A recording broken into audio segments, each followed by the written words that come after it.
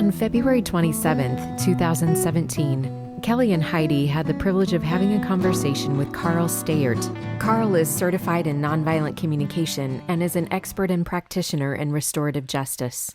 Hey guys. Thank you, Karl, for being willing to meet with us. We appreciate it very much. My pleasure. Thanks, Heidi. And Kellie, thanks for bringing me here. Would you mind introducing yourself? No, I'd be glad to. So my name is Karl Steyaert, and I work with conflict resolution and communication and community building all over the world. In the United States, I'm based in the Pacific Northwest, and I love the work that I do. I love trying to find ways to help people understand each other and see how we can take as big a perspective as possible on what's happening on the planet. So that's a bit about me. Yeah, I've had the good pleasure of taking a few classes with Karl, a couple of classes, and also some of the community circles that you've led up here in Seattle when you were living here. And I was just so taken with how the work you do really seems like if the more people were to practice it, the more we'd have an experience of peace in the world through nonviolent communication and restorative justice. And would you mind explaining a little bit about what those two models are and what it is about them that you feel is so effective in promoting peace and conflict resolution? Yeah, I'd be glad to. So first you mentioned nonviolent communication. So I'm what's called a certified trainer in nonviolent communication. It's a particular methodology. Sometimes I find the name a little bit misleading. You know, when I first heard nonviolent communication, well, I'm not a violent person. Why do I need nonviolent communication? And then I learned a little bit more about the background. I mean, the term nonviolent was taken from Gandhi's use of the word ahimsa, which is translated into English as nonviolence. And it's about how can we live life in a way where we're really honoring ourselves, honoring others, and honoring all life. So to me, it's about compassion with ourselves and others, but it's also about empowerment. It's about how can we be deeply coming from our deepest values and how we communicate and how we live, and also honoring where other people are coming from. So that's a little bit about sort of the background to the name of the work, and I can say a bit more about it. I mean, the essence of it is finding creative ways that we can be open to honoring both ourselves and others, and finding more collaborative or win-win outcomes by realizing that all human beings have the same basic essential needs. So regardless of our age, gender, socioeconomic class, nationality, political affiliation, that really at the core we have the same basic needs. And to give a concrete example of that, I got involved with this work around the time of the buildup to the first Iraq War. And at that time, I was seeing these intense exchanges between people who are pro-war and anti-war. And in fact, I was reading in the Washington Post, I saw a photo, and in this photo there was an older man, and he was leaning across a barricade and he was yelling and the veins in his neck were sticking out. And then on the other side of the image was a younger man, kind of clean cut in a button-down shirt, and he was screaming at the older man with the veins sticking out of his neck. And underneath the caption said, an anti-war and a pro-war demonstrator, right? And I saw that image and my stomach kind of dropped, because I saw two human beings that just clearly were just enraged and not hearing each other. And I just thought, wow, like this is not a productive conversation at all. It just seemed like it was inflaming both of them. And that same week, I read an interview with Dr. Marshall Rosenberg, who's the psychologist who developed nonviolent communication. And he talked about empathizing with somebody who is pro-war and empathizing with someone who is anti-war, and realizing that at the core, both of them really wanted safety and security for their families. And I read that and I just thought, oh my gosh, like that's so true. These two people who are diametrically opposed at the level of strategy actually care about the same basic things. And so that's just to give a little background to what brought me into this work. And so that's what I do in my work every day, is like help people realize that people who are in conflict with, whether it's in our families or on a much larger scale, at a basic level, all human beings are longing for some really basic things like belonging, safety, love, to be understood, to be seen, etc. And so when we can communicate and engage with each other from that awareness, so much more is possible in terms of collaboration, in terms of well-being for everyone. It's less costly all around when we can figure that out. So I'll pause there because I know I've said a lot trying to encapsulate. That's one of the tools or approaches I use, is nonviolent communication. And I can say more about the rest, but I'm glad to hear if there's anything you want to riff off of that with. Well, I just remember the first nonviolent communication workshop I took with you. It was a day spent really slowing down communication and spending a lot of time doing the reflective listening, where somebody would share and then we would take time to say back to them what we had heard them say. And so much of the day was spent just practicing that exercise. And I remember coming away from that day feeling so deeply nourished at like a nervous system level. And then my husband, Jeff, took it at another time and he expressed the same feeling. And I don't think I had shared that inner effect with him, but after he had taken the class, he had the same exact feeling. I think there is something so profound that technique is onto in terms of creating just a deep inner peace within the people who practice it as well. Yeah, something so nourishing about like really being listened to and received by another person, and how different that was from your daily experience. Yes. Yes. Yeah. So I can imagine then that you have seen this at work in so many different situations and been able to see some redemptive things happen within relationships and organizations. Is there one particular one that stands out to you that you walked away from it going, oh my goodness, that was just amazing? Yeah, it happens a lot in my work, which I'm really grateful for. I'm trying to think of clear, like a simple story to tell. You know, I remember being in a hospital setting where two groups within the hospital, it was actually two groups of nurses, and actually there was also one of the chief doctors involved. And really, when people walked into the room, they had already had, I think, a lawyer come in and work with them. And it seemed like the conflict only got worse with bringing in a lawyer and such. And really, when people came into the room, there was so much tension. People weren't making eye contact. They weren't talking to each other. There was just a sense of real pervasive fear in the room.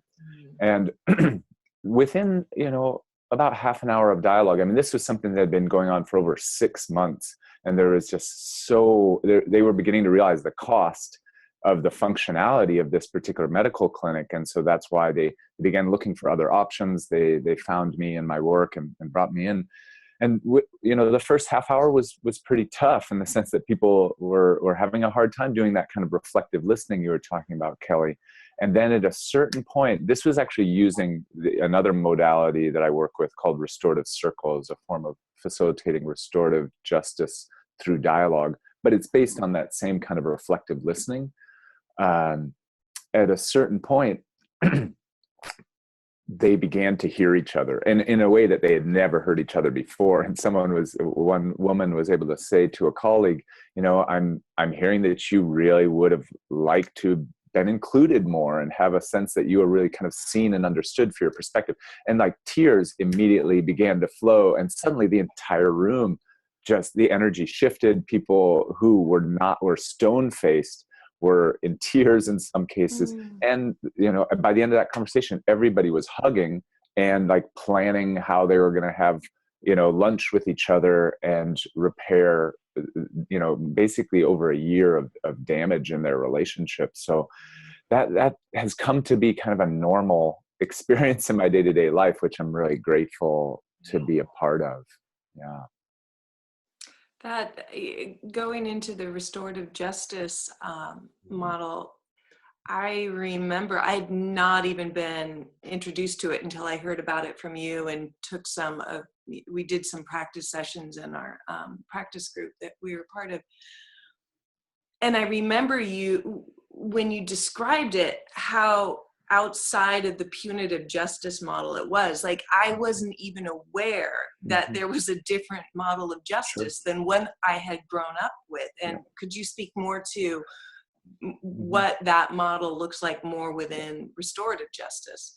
Sure. Yeah. And I want to even highlight what you just said, Kelly, which is most of us don't have an idea that there could be another model because we're so saturated with a particular approach. And I often tell a story. I start off by talking about how my brother and I grew up. And so I have an older brother, and I often start by a workshop by saying, so when my brother and I were kids, I would say something like, "Hey, why are you being such a jerk to me? Why are you being so mean?" And he says, and he would turn around and say, "Well, because you're such a pest," right? And I didn't have a sense of being heard by him in that moment. And so I did what most humans do when we don't have a sense of being heard for our pain. We look for some way to turn up the volume on our expression. And sometimes that's by yelling louder. And sometimes it takes the form of beginning to be violent with each other. And so in this case, it's like I might poke my brother then by turn up the volume by poking him.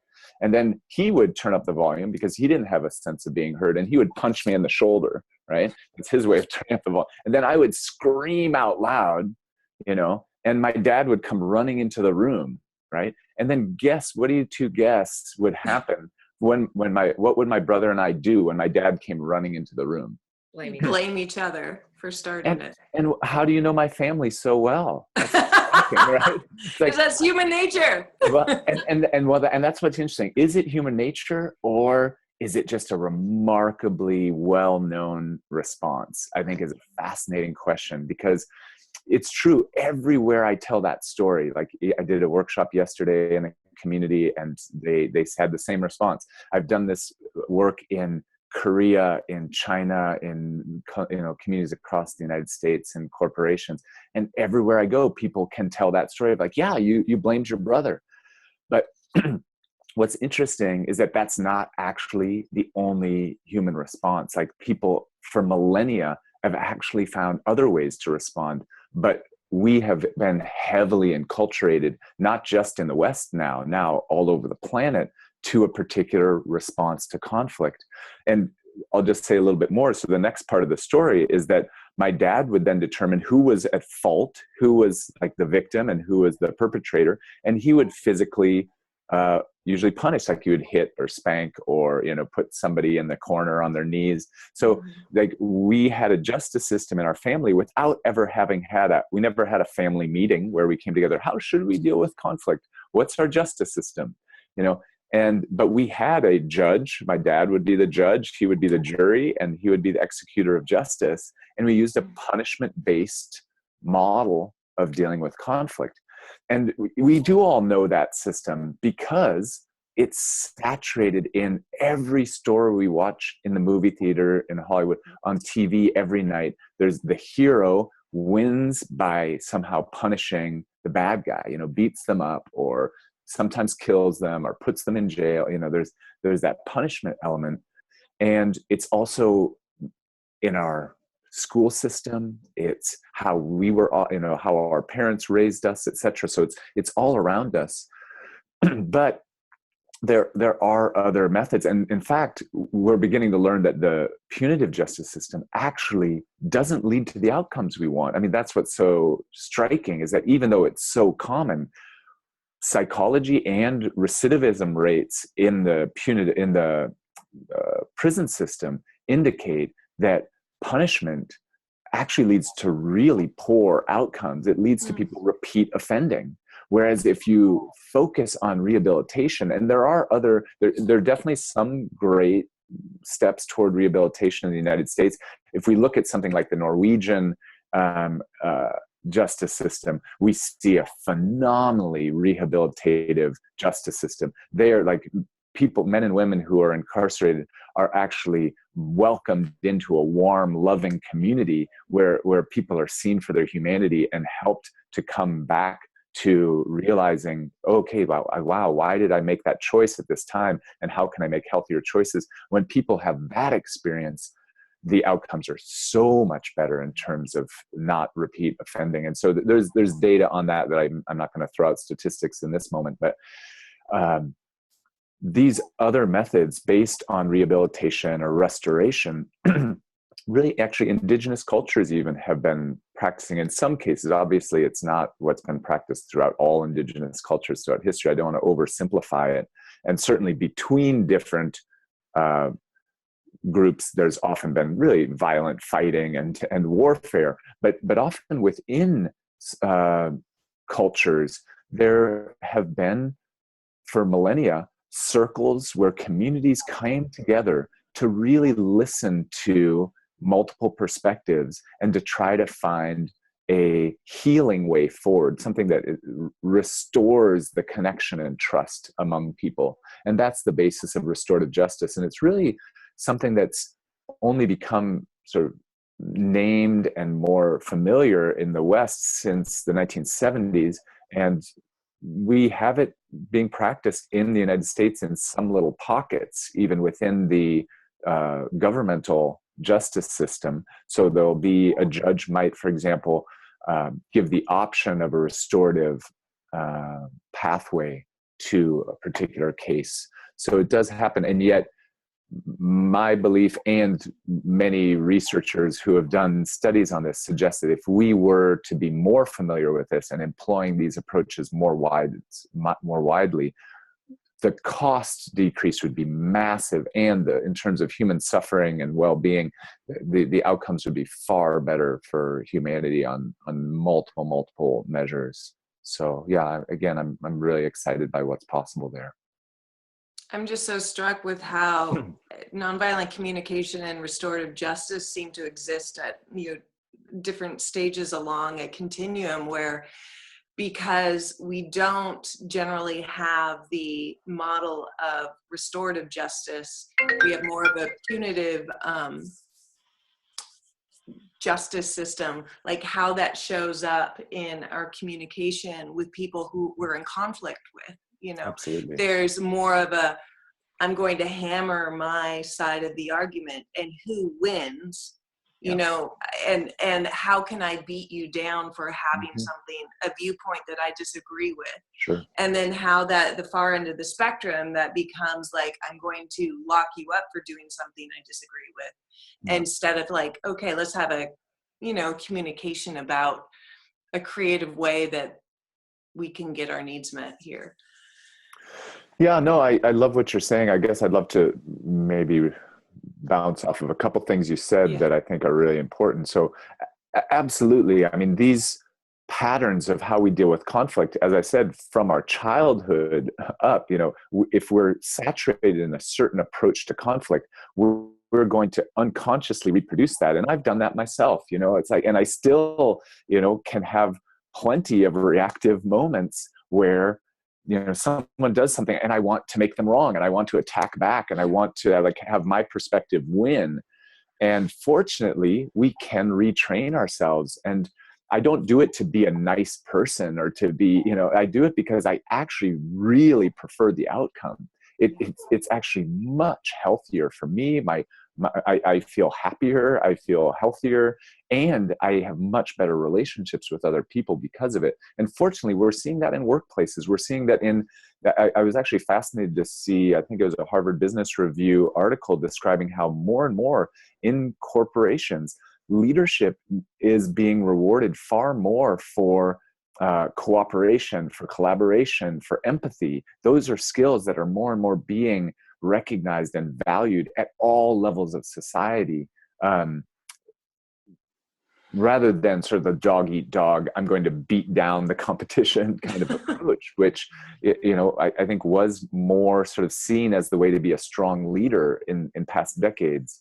The one thing that I would say as well is that there is still very much a place. And I think that's actually a fascinating dimension of what's happening right now in our country. In the United States right now, I think it's important to remember that there is a place for healthy boundary setting. So I don't want to pretend that empathy is the only response that I ever want to have to any conflict situation. So if there is like threat to life, if there is like a highly aggressive behavior happening, whether again that's at a personal level or whether that's at a global level, how do we make sure that we're still taking protective action? So how do we set healthy boundaries to make sure that safety is ensured? So in that sense, let's take a look at what happens in Scandinavia with the police forces. Like, there's still a police force in Scandinavia. But they are heavily trained in de-escalation tactics and nonviolent sort of methods to take someone who could be potentially very dangerous, somebody with a weapon, somebody who's in an aggressive state, how to disarm them or neutralize the situation in a safe way for everyone involved. Yes, the police in the United States have that training, but the emphasis is much more on the nonviolent approach within the Scandinavian police force. And the outcomes really reflect that in terms of the loss of life. And so that's what I want to argue for. I don't want to claim that we don't need a police force. I don't want to argue that we don't need a military, that we don't need healthy boundaries. And I think it's important for us to have a more nuanced discussion about these things, that it's not just black and white, like, oh, we need to be peace and loving and gentle and empathic. It's like, yeah, I think that's true. I think those are great skills. And, I think we're going to be much healthier, happier individuals, communities, families, and planetary cultures if we strongly emphasize empathy and compassion. However, I don't see it as an all or nothing. It's not about being weak and soft in all contexts. It's also about really saying, hey, here's where we really need to protect life, and how do we actually contain violence in a ideally as safe a way as possible, so that we can come back to a place of dialogue. And in some cases that may include even sending an individual to a particular institution where they are contained and they aren't in the general population, so that they can't be harming other people, as we see what's possible in terms of rehabilitation, because we've seen again and again that it is possible. So I'll pause here, but I wanted to make sure that again, that we're really addressing all the needs, and it's not only about compassion. It's also about safety and healthy boundaries. Yeah, so I really appreciate your identification of that balance. Especially in terms of, it seems like you are saying there is room for consequences for behavior. There is room for even a prison system, whatever you want to call it, that would keep some people from the general public who still are not safe to be with everyone else. Right? Absolutely. And I think the question is, what's our intention behind it? Like, what's the logic behind that system? And because, as I've said before, everything seems to suggest that punishment doesn't actually work. However, having protective boundaries, having protective use of force in certain circumstances can be really life-saving. Yeah. And so absolutely, if at a certain time, like if someone has killed another human being, and there's really good reason to sort of like look at, okay, how do we make sure that this doesn't happen again? So it's like, I would probably prefer, that they are not a part of the general population, at least until we really have a lot more confidence that they have learned and healed and come to a really different place in terms of their ability to respond to other human beings in a way that's safe. Yeah. Now, that's really different from putting someone in solitary confinement, or the range of responses that something like a prison system can look like is vast. Yeah. That can look like something that is punishing and degrading the humanity of another human being, that actually makes them more likely to harm again when they come out of prison, or if they come out of prison. Or we've just, in my view, wasted a human life entirely if we just, throw them away, throw them in jail and then throw away the key. We have seen that people, even in cases where someone has taken someone else's life in a particular circumstance, through a rehabilitation program, which initially may very much keep them separate from the rest of society, can be a absolutely valuable contributing member of society. And for me, that's a win all around. It's way less costly economically, but also in terms of human well-being.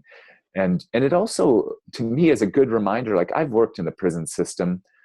Of course, I want to keep everybody safe. I want to keep my family, my friends safe. And at the same time, I've been so humbled to go into prison and to meet men and women who, they made perhaps in many cases a decision in a particular moment that they deeply regret and that had tragic consequences. But again and again, I've met men and women who have amazing hearts, who have amazing minds, who have touched me to the depth of my soul in terms of their ability to recognize the negative consequences of their choices and are ready to contribute to society. And I want to remember that we all have had those moments when we've acted in ways that aren't in alignment with our values. And I've just been fortunate enough to not be in such a dire circumstance that I took, really fatal action, or took action that ended me up in jail. So those kinds of experiences have really given me a lot more hope in terms of what's possible for rehabilitation or restoration. And being with them, you can't other them anymore. Exactly. I see them as myself, and I look in their eyes and think, I am one step away from where you are. So capable of what you have done.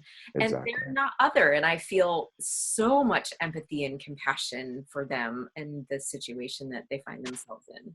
Yeah, me too. I'm curious, Karl, going back to nonviolent communication, because so much about what Heidi and I are trying to do is to get people to the table. Mm-hmm. She's a conservative Christian who voted for Trump, and I'm a liberal non-theist who voted for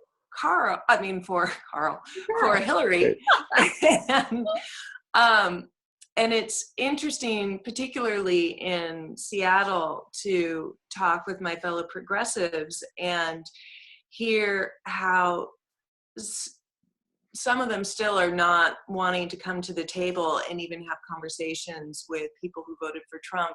Mm-hmm. And I'm just curious about what you bump up against when you're teaching nonviolent communication, and what do you see as some ways to help people communicate who are still feeling enough of an emotional charge not to want to go there? Mm-hmm. Yeah, I mean, first of all, I'm celebrating what you're both up to. It's exciting for me to hear, and I think it's so much what the world needs. And I'd love it if more and more of the media in our world were presenting this kind of bipartisan or multi-perspectival dialogue is so valuable.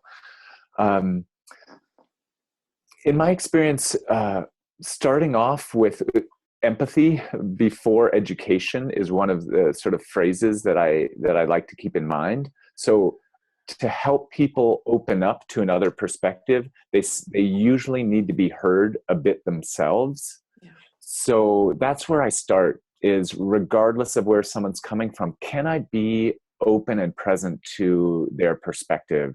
And just to see that humanity, because as I said before, everyone I encounter has these same basic human needs. And so one of the things in my training and what I do in the workshops that I do is just help people recognize what's the essential thing that's important to this person, even if they have a completely different perspective than you. Like, what is it that they long for? Maybe understand underneath even their really their language that you really don't enjoy, or their actions that you really don't enjoy. So let me give a couple concrete examples to illustrate what I'm talking about. So, if I give a personal example, I sometimes tell a story where I was with my father. This is about 15 years ago, and I tell this often in my workshops. And I was with my father, and I was telling him about how my grandfather, his father, was in the hospital, and my dad at the time wasn't talking to his father. And so I'm talking to my father, and I'm saying, "Hey, Peter," which is what I called my grandfather. "Peter's in the hospital." And my dad turns to me and he said, "You traitor," right? And I got really startled and was taken aback, and I just wanted to go to war with him. And I was just like, "Well, why are you being so unreasonable?" And of course the whole conversation just got worse and worse. I got upset with him, so we end up just sort of storming away from the conversation. But what I invite people in the workshop to do is, we've just been exploring this question of, like, what is it that all human beings, what are the qualities or the values that all human beings long for? And so I ask people, what is it that my father was longing for in that moment? And what was I longing for in that moment?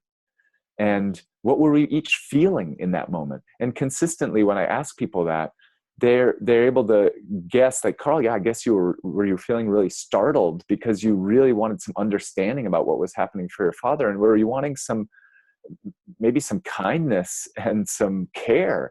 And when the people in the workshop say that, I notice that my nervous system, like, relaxes. It's like by having other people put their attention on what I was feeling and what I was wanting. We've actually learned, again, neurobiology suggests that de-escalates our nervous systems if people put that kind of curiosity about what we're feeling and needing. And then I ask people in the workshop, "What do you imagine my father was feeling? And what was he needing? What was important to him?" And they're like, "Well, was he feeling really angry maybe? And maybe he was feeling scared." And I'm like, "Yeah, I think he was angry and scared, both, because usually under anger is fear." And then I'm like, "What do you think he was needing?" And they're like, "Oh, well, maybe he was needing trust. He was needing empathy and understanding. He was needing love. He was needing connection." And I'm like, "Yeah, I think he wanted all of those things." And what we're able to do, Jen, in just 5 minutes, is they're able to help me get more grounded, more connected, and they're able to help me see the humanity in my father in just a few minutes. And that's the essence of empathy, and also what I call self-empathy. They helped me self-empathize, get connected to myself. And so those basic tools are the ones that I use a lot in the workshop. And so the same, if I'm approaching somebody who voted for, let's say, Hillary Clinton, or I'm talking with somebody who voted for Donald Trump, I start by being as open as I can to really listening to what's important to them, and to hear underneath their maybe anger or their fear or their sadness or their joy, and just try to listen for that. So maybe with one person, it's hearing them be really upset about what some other group is doing. And I'm like, "Yeah, are you really concerned? Because you want to know that what you hold dear, whether it's the rights of women, or whether it's your right to have a gun, or whether it's your concern about the safety of the American way of life in relation to other cultures and belief systems on the planet." If I can just be curious about what values are motivating that person in that moment, I notice that people tend to relax a whole lot more and get a lot more open to sort of like seeing me as a human being, because I'm seeming to, and I mean it, I'm not just faking it. It's like, I really am curious about where they're coming from, because I believe we're on the planet, everybody is a lot more similar than we are different, and that I'm going to be a healthier, happier, safer human being if we can find the ways to look out for each other's best interest. which I don't think is impossible. I just think we have a lot of work to do as a species. So to get back to your original question, what I do is I try to listen first before putting my perspective out there. And even when I do present my perspective, rather than presenting it as the right way, I'm more just saying, hey, here's what I care about. I hear what you care about. And I think what you care about matters. It matters to me too. And if I lead with that kind of empathy and curiosity, then I find people way more open to considering what I care about. So until people have that sense of being heard, I find that they may not be really open to other perspectives. So I'm curious if that answers your question. Definitely. And it just reinforces what I've come to experience myself, that often in a conversation, to unwind the conflict and the butting of the head, somebody has to be willing to step back out of the reactive defensiveness and into curiosity. And just like you said, so listening and being curious about what the other person values. And that person also, the person who's stepping back and stepping into curiosity, is also releasing the need for making moralistic judgments about the other person. And that combination, I agree, just seems to unwind the conflict and then allows the other person to experience their own sense of curiosity too. Yeah, absolutely. And I mean, I'll just add a couple things because I really like what you say. And what I think is really critical is that for many people, we have not had that experience of being heard much. We may have a lot of trauma around conflict. We may have a lot of trauma around, the impact of different political perspectives, etc. So people may need to have some pretty safe, supportive experiences or contexts in which to be heard and listened to, so that they can calm their nervous systems down, that they can heal, that they can be more able to hear other perspectives.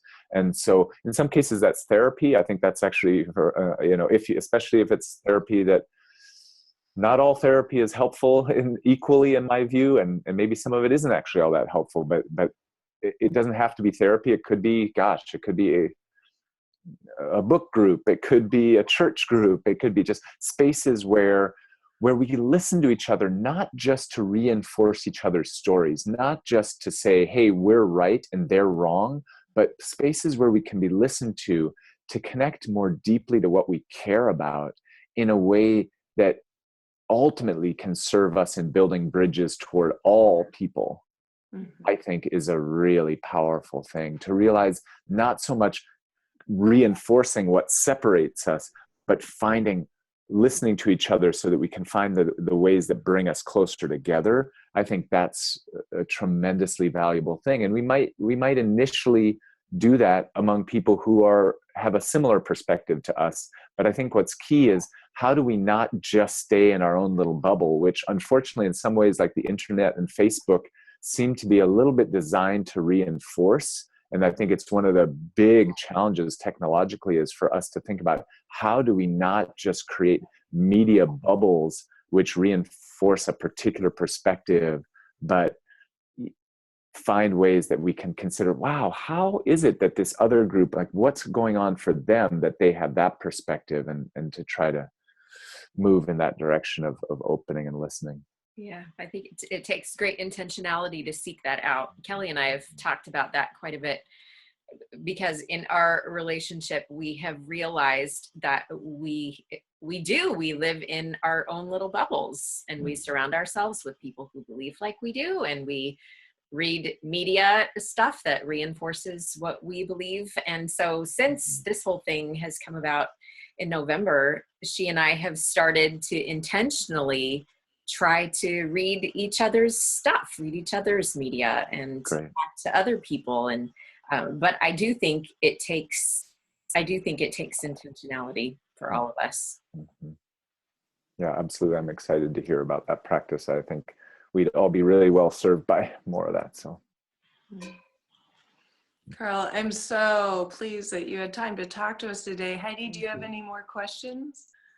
I'm sure I will have many, many more questions, yes, as we walk away from this. This has been very thought-provoking and inspiring. I really appreciate it. Thank you. oh, it's such a pleasure. I really appreciate you both taking the time to be with me today too. And I love what you're up to. Really exciting and so in alignment with what I would love to see more of in the world. And just to give some ways that people can find more information if they're interested. There's the Center for Nonviolent Communication. I mentioned nonviolent communication as one of the modalities, and their website is cnvc.org. And I have my own website.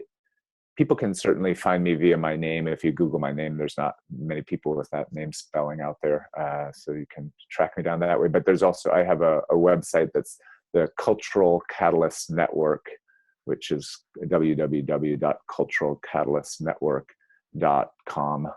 So that's. And you have on there, you post on your website when you have workshops and classes going on.